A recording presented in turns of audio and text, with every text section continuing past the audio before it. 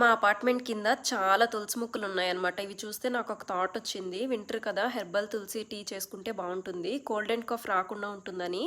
So, ఫ్రెష్‌గా చేసుకోవాలి అంటే నేను 5-6 తులసాకులు తీసుకోవాలి. 1 స్మాల్ సిన్నమన్ స్టిక్ దాల్చిన చెక్క తీసుకోవాలి. 1-2 ఇలాచీ తీసుకోవాలి.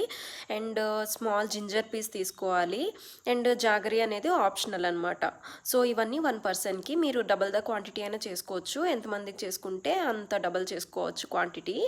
సో, ఇదంతా ఫ్రెష్‌గా అయినా చేసుకోవచ్చు. లేదు అంటే నేనేం చేశాను 300-500 లీవ్స్ ప్లగ్ చేసుకొని పెట్టుకొని డ్రై రోస్ట్ చేసుకున్నా అనమాట.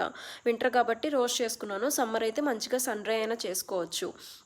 సో, ఈ లీవ్స్‌తో పాటు సిన్నమన్ అండ్ ఇలాచీ కూడా యాడ్ చేసుకొని మొత్తం నేను రోస్ట్ చేసుకున్నాక గ్రైండ్ చేసి పౌడర్‌లా చేసుకున్నాను. ఫైన్ పౌడర్‌లాగా అయితే అంత అవసరం లేదు. జస్ట్ నార్మల్ పౌడర్‌లా అయితే చేసుకొని ఒక 1 పర్సన్‌కి ఒక 1/4 టీ స్పూన్ అయితే సరిపోతుంది.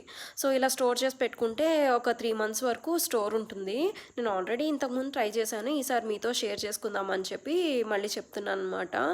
ఆహ్ సో, ఇదంతా మనం నార్మల్ టీ లాగా వాటర్ యాడ్ చేసుకొని, పౌడర్ యాడ్ చేసేసుకున్న తర్వాత మరిగిన తర్వాత ఏసుకోవాలి.